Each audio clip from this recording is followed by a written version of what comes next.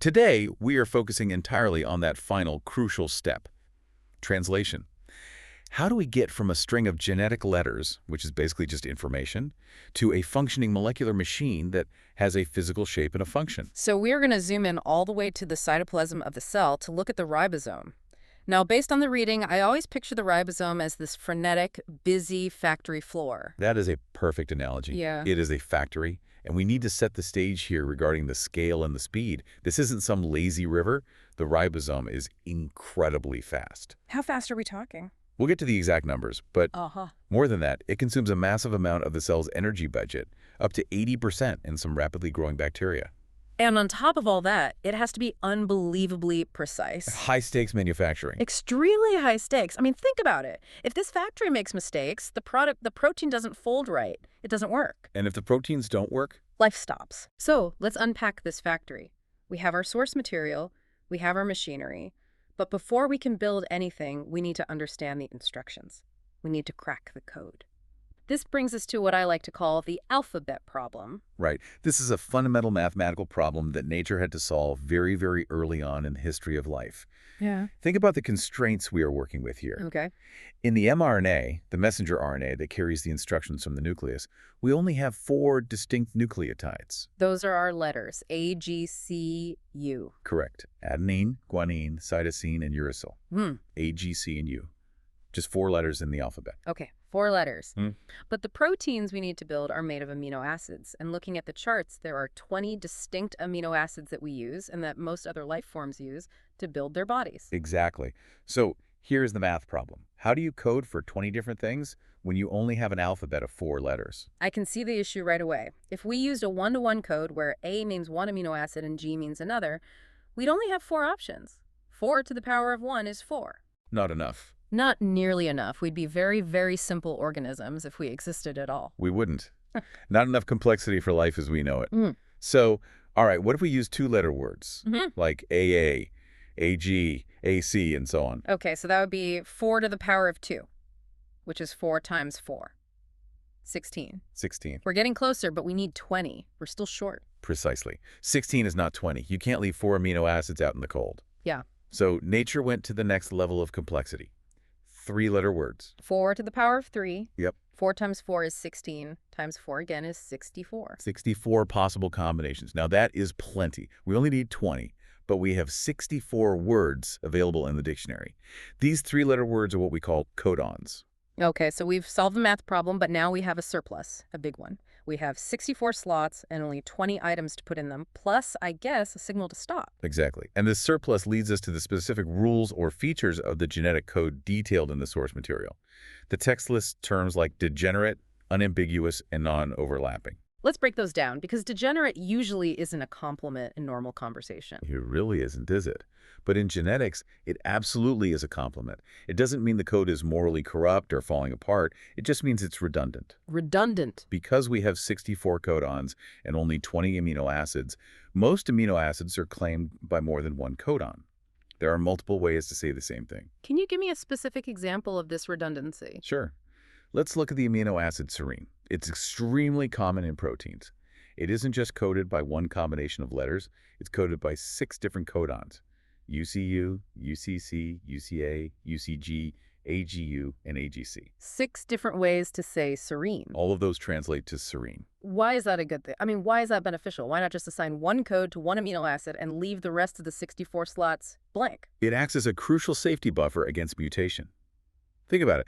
Imagine you have a mutation in your DNA where a single letter changes a typo. If every single sequence meant something totally different, one typo would break the protein almost every time. But with degeneracy, a change in that 3rd letter of the codon often results in the exact same amino acid. So if the machinery reads UCU, it puts in a serine.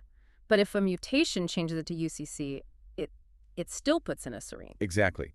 The meaning doesn't change despite the typo. It makes the entire code more robust, more resilient to damage. That is incredibly clever. It's like typing the word color with a U or without a U. The spell check might underline it, but any reader still understands the concept of color. That's a great analogy. But now we have to contrast degenerate with the next rule, which can seem contradictory at first. The code is unambiguous.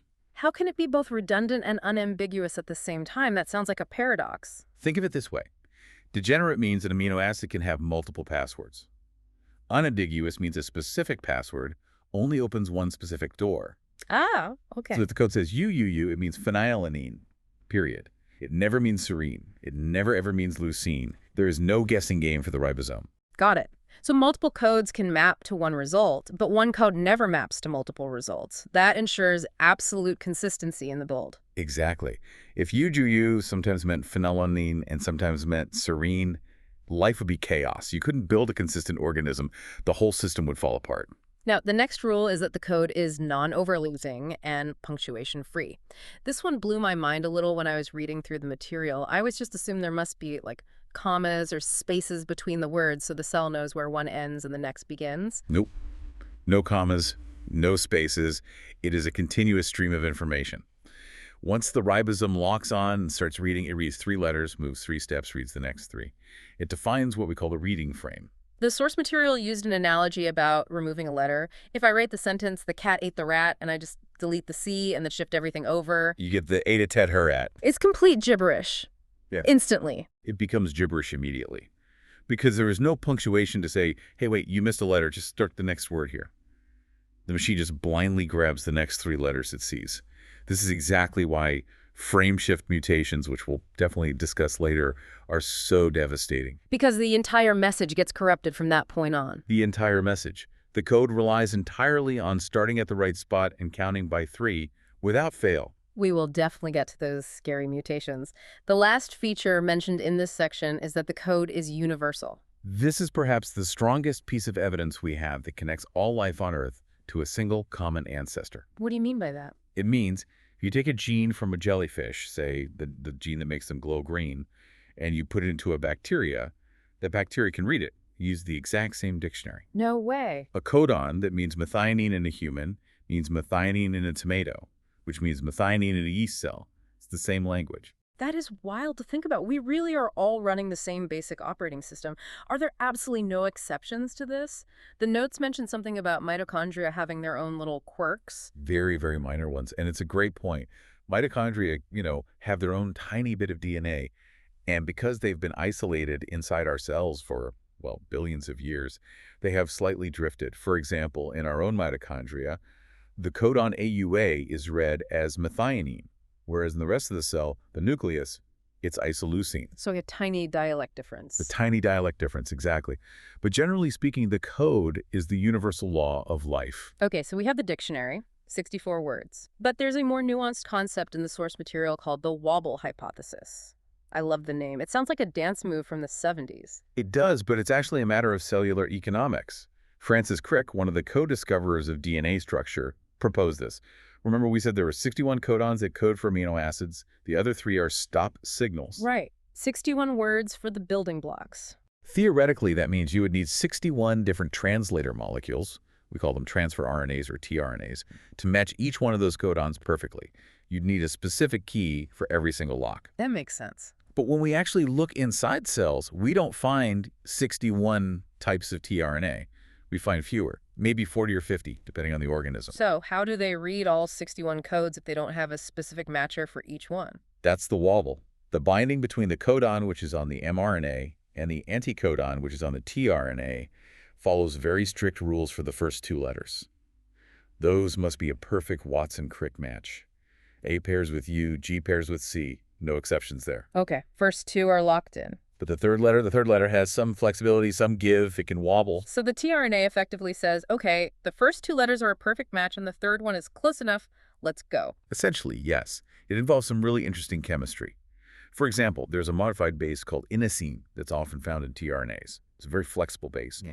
If inosine is in the tRNA's first position, which matches the codon's third wobble position, it can pair with uracil, cytosine, or adenine. So one single tRNA can read 3 different codons. One tRNA can do the job of 3. It's incredibly efficient. It allows the cell to economize. It's all about economy. You don't need to build and maintain 61 different fleets of trucks if a smaller, more flexible fleet can handle all the delivery routes just as well. It's all about saving energy and materials. Economy of the cell. I like that. Life is expensive, so you cut costs where you can. Speaking of the delivery trucks, let's move to part 2. The translators, we've mentioned them. The tRNA, transfer RNA, What do these things actually look like? It's a great question. If you flatten them out on paper, they look like a clover leaf. They have these characteristic loops and arms. But in 3D space, inside the cell, they fold up into a sort of L shape. They're quite small, only about 74 to 95 nucleotides long. And they have two critical ends, right? The two business ends of the molecule. Correct. One end is the anticodon arm. That's the part that physically touches the mRNA and reads the three-letter codon. It's the scanner. Okay. The other end, the 3' end, is the acceptor arm. It has a specific sequence, CCA. And this is the crucial part. This is where the amino acid is physically attached. So it's a physical adapter. On one side, it holds the genetic code reader, and on the other side, it holds the actual building block, the amino acid. Exactly. It's the bridge between the world of information and the world of physical stuff. But here is the catch, and this is where it gets really interesting. The tRNA is just a piece of RNA. It doesn't know which amino acid it's supposed to carry. It's just hardware. It's just hardware. It's a dump truck. That sounds like a big problem. Who loads the truck? I mean, who makes sure the tRNA with the anticodon for methylamine is actually carrying methionine and not, say, valine? Because if the truck is carrying the wrong cargo, the ribosome won't know, will it? It won't. The ribosome is completely blind to the cargo. It only checks the barcode on the truck, the anticodon. If the barcode matches the mRNA, it takes a cargo, whatever it is. So where does the intelligence come in? The intelligence belongs to the unsung heroes of this whole process. The aminoacyl tRNA synthetases. Synthetases, these are enzymes. Yes, and frankly, they are the brains of the entire operation. This is sometimes called the second genetic code. There is a specific synthetase enzyme for each of the 20 amino acids, one for methionine, one for valine, one for serine, and so on. And their only job is to match the right amino acid with the right tRNA. Their job is to grab the correct tRNA and the correct amino acid and fuse them together, to charge the tRNA. That sounds energy intensive. Fusing molecules together usually costs something. It is. It's very energy intensive. It requires ATP, the cell's main energy currency. It's a two-step reaction. First, the enzyme activates the amino acid using ATP, creating a high-energy intermediate called aminoacyl AMP. Then it transfers that activated amino acid onto the correct tRNA. And this process has to be perfect. It has to be nearly flawless. Because like you said, if the synthetase messes up and puts the wrong amino acid on the tRNA, the ribosome will build it into the protein, and the protein might fail. So the synthetase is the only thing standing between us and complete chaos in our proteins. How does it ensure that accuracy? Is it just really, really good at grabbing the right shape? It is exceptionally good at shape recognition, but it's more than that. It has these incredibly advanced proofreading mechanisms. It's often described as a double sieve or a double filter system. How does a chemical filter like that work? Well, imagine you are sorting coins. The first filter, the active site, allows only the correct coin and maybe anything smaller to pass through. That filters out all the big wrong ones. Okay, that makes sense. But what about the small wrong ones that slip through? If I'm looking for a quarter, a dime still fits through the same hole. Exactly. So the synthetase has a second filter, a hydrolytic site, that checks the ones that got through the first gate.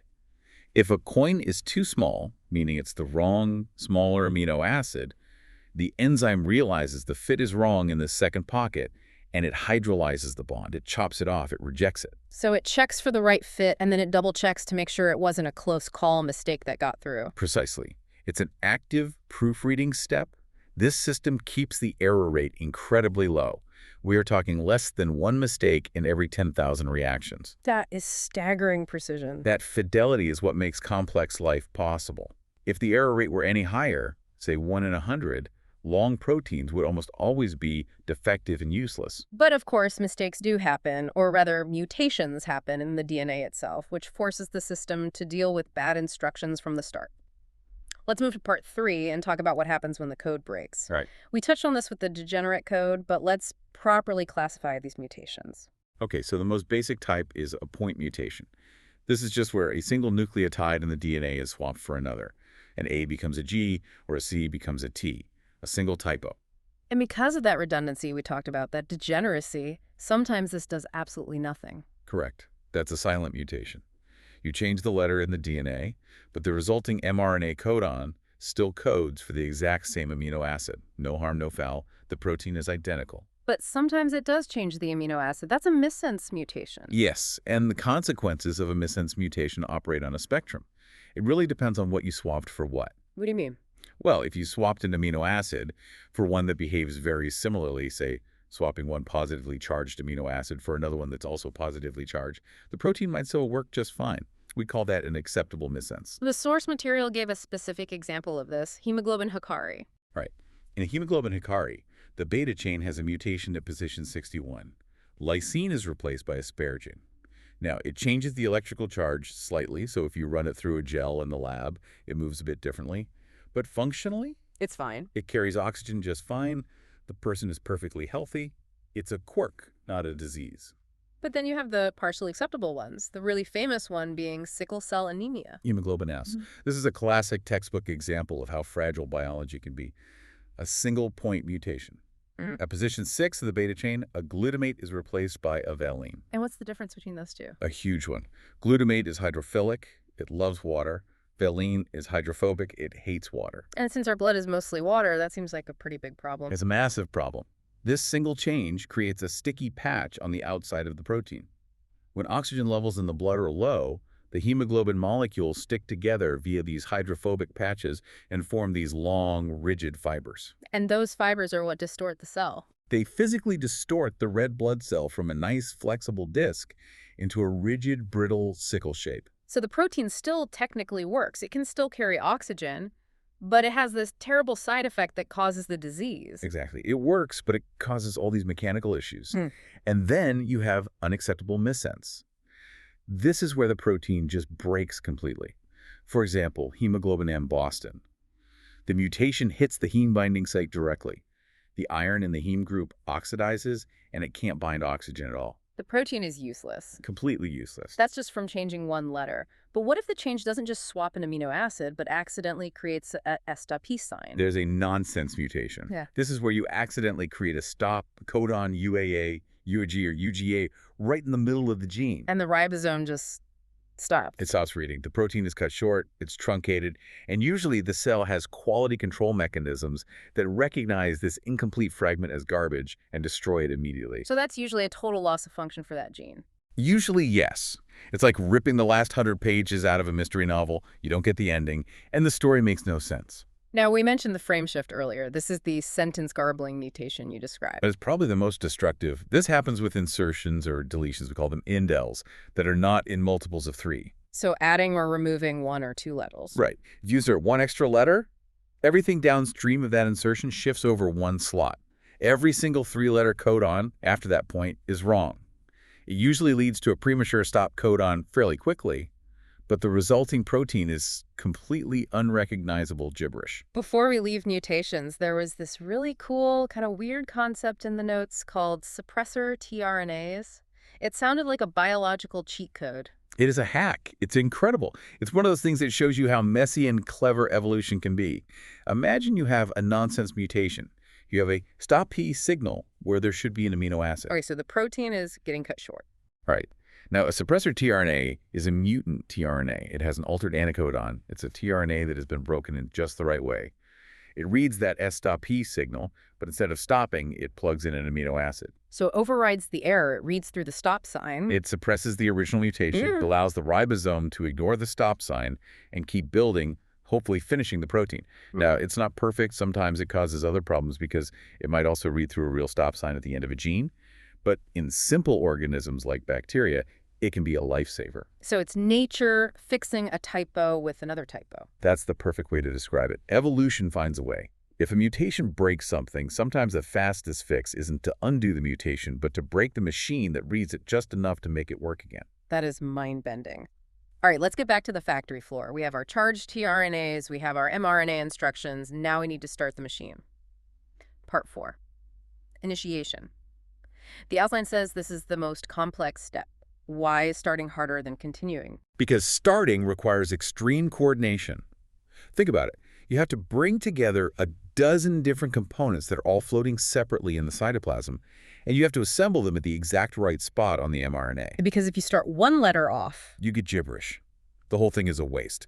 So getting it right at the beginning is the most critical control point. Okay, so walk us through the choreography. How does it begin? Step 1 is dissociation. The ribosome in the cell is normally an ADS complex in eukaryotes, at least. It has to be split into its two parts. The small 40S subunit and the large 60S subunit, they have to be separate to start the process. Okay, so we split them up. No, we focus on the small subunit, the 40S. We need to load it up. This involves a key player called EIF2, eukaryotic initiation factor 2. EIF2, what is its role? EIF2 binds to a molecule of GTP, which is like ATP, it's a unit of energy, and it also binds to the specific initiator tRNA, which always carries the amino acid methionine. The starter amino acid. Always. This trio EIF2, GTP, and the methionine tRNA is called the ternary complex. This whole complex then lands on the small ribosomal subunit. Now we have what's called the 43S pre-initiation complex. It's like a loaded gun, essentially. So the small part of the ribosome is now holding the starter key, which is the methionine. Yeah. But it's not on the mRNA yet, right? Exactly. The mRNA is still floating around separately. We have to prepare the mRNA. This involves another complex of proteins called EIF4F. This is known as the cap binding complex. The cap, that's at the very beginning of the mRNA, the 5' end. The 5' end, yes. Yeah. The EIF4F complex, specifically a subunit called EIF4E, physically grabs that cap. But here's a really cool detail the source emphasizes. It also interacts with the poly-A tail at the other end of the mRNA. The tail end. Yes. It essentially loops the mRNA into a circle. A circle. I always picture mRNA as just a long, straight line. Why a circle? Yeah. It's for efficiency. It helps the ribosome recycle. When a ribosome finishes translating the message, it gets let go at the end, but because of the loop, it's already right next to the start site, ready to hop on and go again. That's brilliant. It's highly efficient. So the loaded ribosome, that 43S complex, grabs onto this cap complex at the start of the looped mRNA. And then what happens? Then it scans. The whole complex acts like a scanner sliding down a tape. It moves from the 5' end, burning ATP as fuel, actively looking for the start signal. The start signal is AUG, right? Yes, but it's not just any AUG. That's the key. The cell is looking for an AUG that's embedded in a specific context, a sequence called the Kozak sequence. What's that? The ideal sequence is GCC, then an A or a G, then CCOG. If the AUG doesn't have those favorable neighbors, the ribosome might just skip right over it. This ensures it starts at the strongest, most official start site. That is so specific. So it finds the Kozak sequence with the AUG, and it hits the brake. Exactly.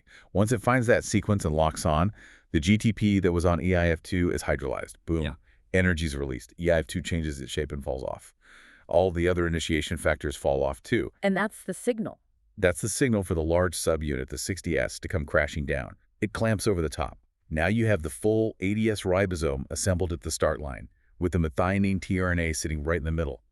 We are ready to build. That is an immense amount of coordination and energy just to get to the starting line. It is. And here is where the so what comes in. Because this step is so complex and requires so many helper proteins, it is the perfect place for the cell to control all of protein synthesis. It's the master regulation point. The main on-off switch. The main on-off switch, yes. The source highlights EIF2 specifically.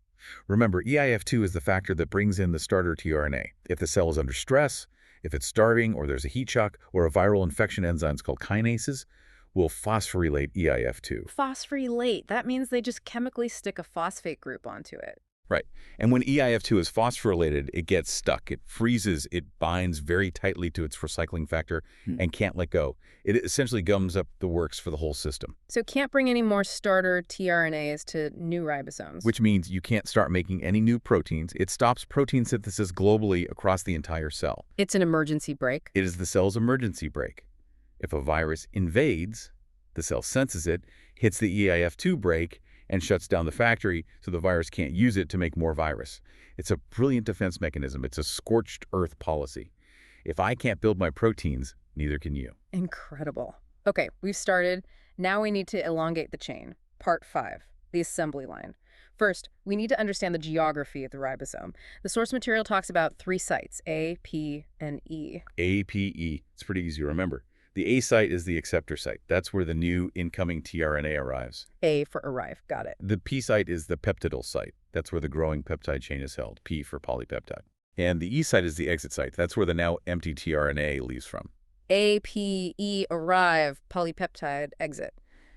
So at the end of initiation, we have our first methionine sitting in the P site. The A site is empty. Correct. So an elongation factor, a protein called EEF1A, grabs the next charged tRNA from the cytoplasm. Let's say the mRNA code calls for alanine. EEF1A brings the alanine tRNA to the A site. If the codon and anticodon match, it clicks in, GTP is burned, and EEF1A leaves. So now we have methionine in the P site and alanine in the A site. They're sitting right next to each other. And now comes the magic. The peptide bond formation. The bond holding the methionine to its tRNA in the P site is broken, and a new bond is formed between the methionine and the alanine in the A site. So the methionine literally jumps over to the A site. Jumps over, piggybacking onto the alanine. The chain now has 2 amino acids, and it's hanging off the tRNA in the A site. And here's probably one of the biggest revelations of molecular biology in the last few decades.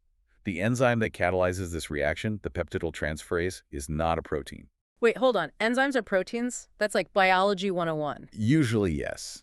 But in the ribosome, the structural framework is made of ribosomal RNA, or rRNA.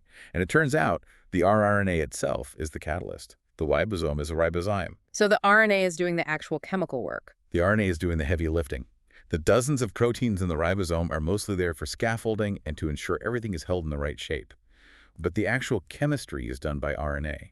It's a living fossil. A fossil of what? A fossil of the RNA world hypothesis. The idea that before DNA and proteins evolved, life was based entirely on RNA. RNA stored the information, and RNA did the work. The ribosome is a relic of that ancient world, still chugging away in all of us. That gives me chills. We are literally run by ancient RNA machines. Okay, so the bond is formed.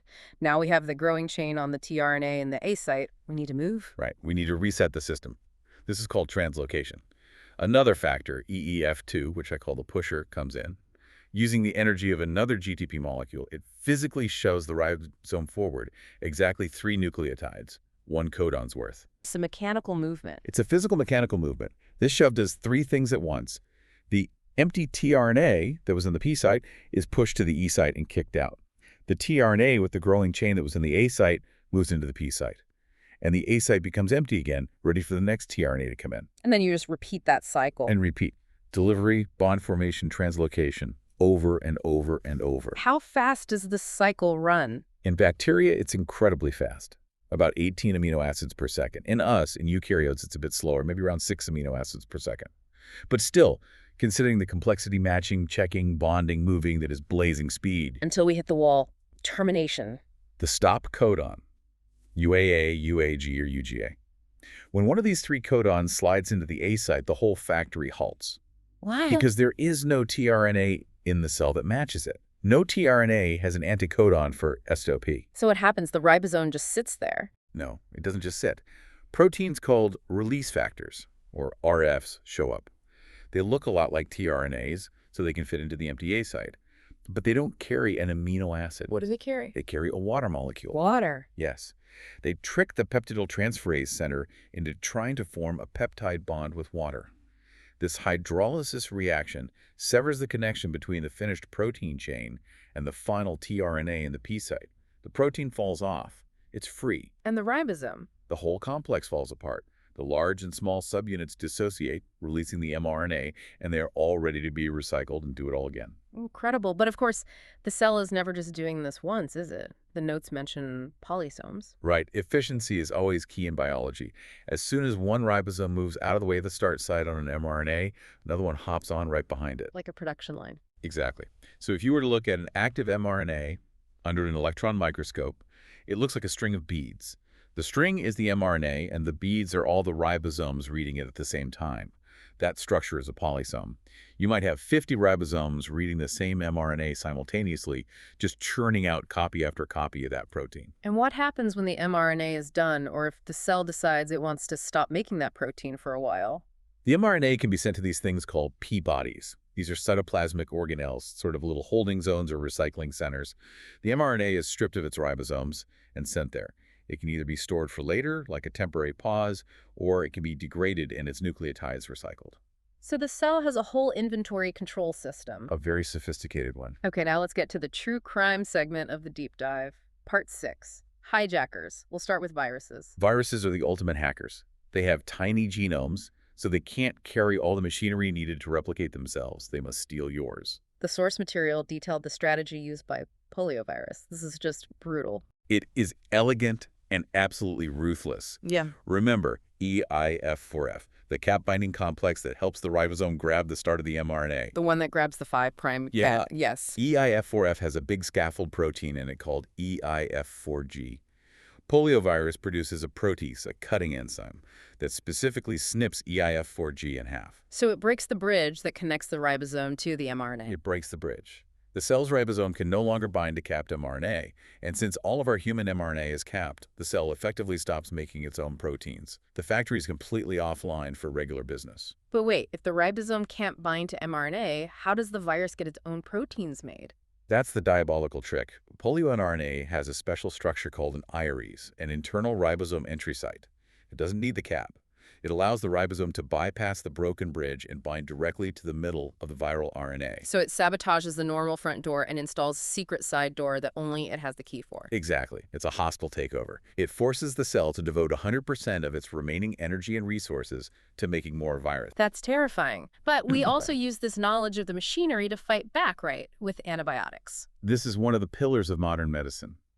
Antibiotics can kill bacteria without killing you because bacterial ribosomes, which are 70S, are structurally different from our human ribosomes, which are 80S.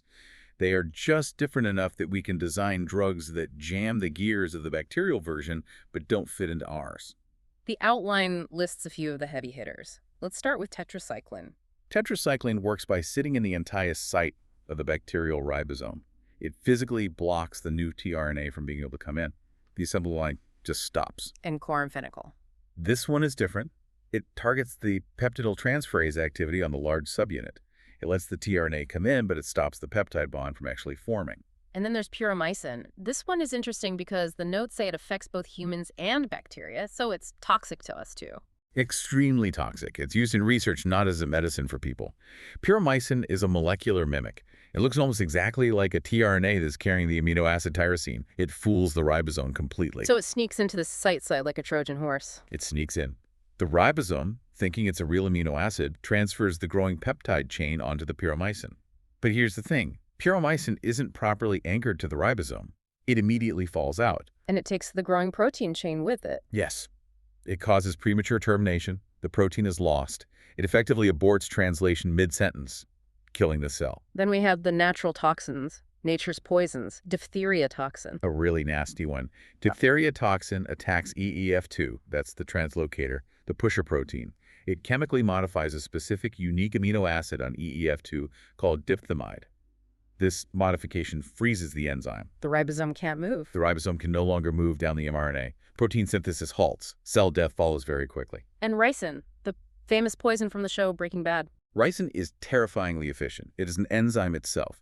It's an N-glycosidase that clips a single specific base and adenine off of the large RNA backbone in our ribosome. Just one cut. And that's enough. That one cut permanently inactivates the entire ribosome. And because ricin is an enzyme, it doesn't get used up.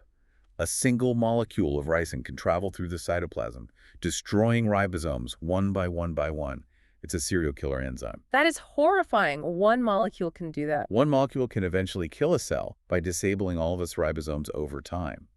It's a very sobering thought about the power of biochemistry. Wow. Okay, let's step back from the death and destruction for a minute. We've successfully made a protein. The ribosome has released it. Is it done? Part 7 says it's not over yet. Right. What comes off the ribosome is just a polypeptide chain. It's a linear string of beads. It needs to fold into its correct 3D shape, and very often it needs to be processed further. The classic example is insulin. How is insulin made? It's not just a straight chain. Not at all. It starts as a much longer chain called pre-proinsulin. It has a signal sequence at the very front, the pre part, that acts like a shipping label. It tells the cell, send this protein to the endoplasmic reticulum. Okay, so once it gets there... The signal sequence is cut up. Now it's just proinsulin. This molecule then folds up, and specific cysteine amino acids form disulfide bridges. These are like chemical staples that hold its shape together, but it's still not active. What's the final step? The final step is that an enzyme has to come in and cut out a whole chunk from the middle, a piece called the C-peptide. Once that middle section is removed, you are left with two smaller chains that are still held together by those disulfide bridges. That is mature, active insulin. So the gene actually codes for a much longer thing that gets whittled down and stapled together to make the final product. Exactly. Synthesis is often just the beginning of the protein's life cycle. There's folding, modifications, transport, and activation. It's a whole journey. This has been an incredible journey just for this deep dive. We started with 4 letters and ended up with the entire machinery of life. It really highlights the cost of living, doesn't it? Yeah. We talked about ATP and GTP at almost every single step. Charging the tRNA requires the equivalent of 2 ATPs. Binding the new tRNA to the ribosome requires GTP. Translocation requires GTP. It's incredibly expensive. It is immensely expensive. Yeah. A huge portion of your daily caloric intake is just to keep these ribosomes running in your trillions of cells. But the payoff for that energy cost is fidelity, precision, the ability to build complex, functioning life forms that can, sit here and have a conversation about it. I want to circle back to something you said earlier that really stuck with me, the RNA world. Yes. We tend to think of DNA as the master molecule and protein as the worker molecule. But today we've learned that the ribosome, arguably the most important machine in the cell, is effectively an RNA machine. It is. The tRNA is RNA. The mRNA is RNA. And the catalyst, the peptidyl transferase, the part that actually does the work. It's RNA. So here is my final provocative thought for everyone listening. Are we just fancy scaffolding? Is all of biological evolution, humans, dinosaurs, trees, everything, just an elaborate, very complex way for RNA to protect itself and replicate itself? It's a humbling perspective, isn't it? We look at proteins as the end result, but maybe, just maybe, proteins are just the tools that RNA invented to take over the planet. On that existential note, we're going to wrap up this deep dive on protein synthesis. Keep decoding. Thanks for listening. We'll see you next time.